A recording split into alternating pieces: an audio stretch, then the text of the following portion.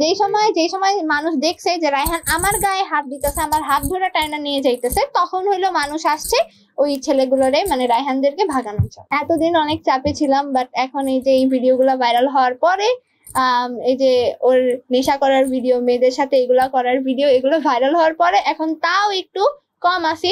অভিযোগ করার কিছু নাই যে না ওর বাপের টাকা কম ছিল দেখে আমি ওকে ছেড়ে দিছি, এরকম বলার তো কিছু নেই। আমি সব জানতাম, ওর ফ্যামিলি ব্যাকগ্রাউন্ড সম্পর্কে জানতাম, সবকিছুই জানতাম। ভিডিও ক্লিপ থাকলে ভাইরাল করুক ভাইরাল।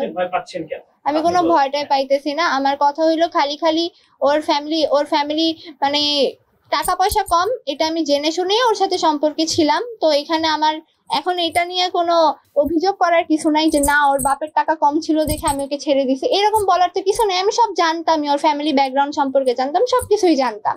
এতদিন অনেক চাপে ছিলাম, বাট এখন এই যে এই ভিডিওগুলো ভাইরাল হওয়ার পরে এই যে ওর নেশা করার ভিডিও, মেয়েদের সাথে এগুলা করার ভিডিও, এগুলো ভাইরাল হওয়ার পরে এখন তাও একটু কম আসি। বাট তাও মানে কি বলবো, আমার আম্মুই আমার সাপোর্টে আছে। আশেপাশে লাইক ওরা লুকায় কিছু বলে নাকি আমি জানি না, কিন্তু আমাদের সাথে আর কি সবাই ভালোই আছে মোটামুটি। সবাই মোটামুটি কম বেশি জানো যে এতদিন আমার যত শুট আছে, যত যেখানে আছে, আমি হইলো আমার আম্মুর সাথেই যাইতাম। দেন রায়হানের সাথে পরিচয় হওয়ার পরে তারপর মোটামুটি মানে ওই সব জায়গায় আমি প্রায় আম্মুকেই নিয়ে যাইতাম, কিন্তু কয়েকটা জায়গায় হইলো রায়হান আর আমিও গেছি শুটে।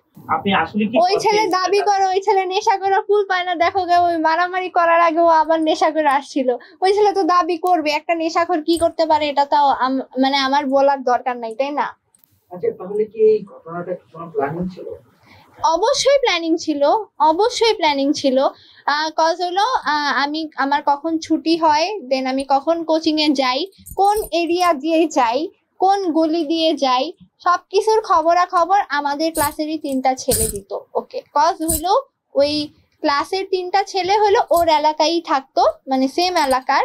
তো হলো ওইভাবেই হলো ওরা ফ্রেন্ড, হয়তো বা জানি না, হ্যাঁ ফ্রেন্ডই হবে।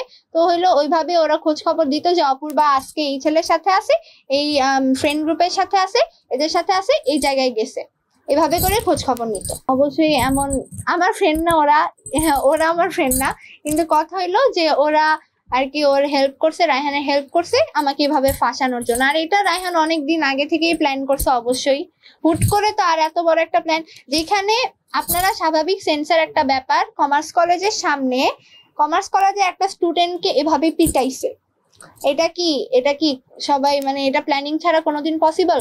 আমরা কমার্স কলেজে ক্লাস শেষ করে আমরা বের হয়ে দেন সামনের দিকে গিয়ে গলিতেই হইলো এই কাজ হইছে। আশেপাশে হইলো মানে চারদিকে আর না হইলেও 20 থেকে 25 জন বা এর থেকেও বেশি, সব হইলো রায়হানের ফ্রেন্ড সার্কেল এমন মানে চারদিকে ছড়াইছিল।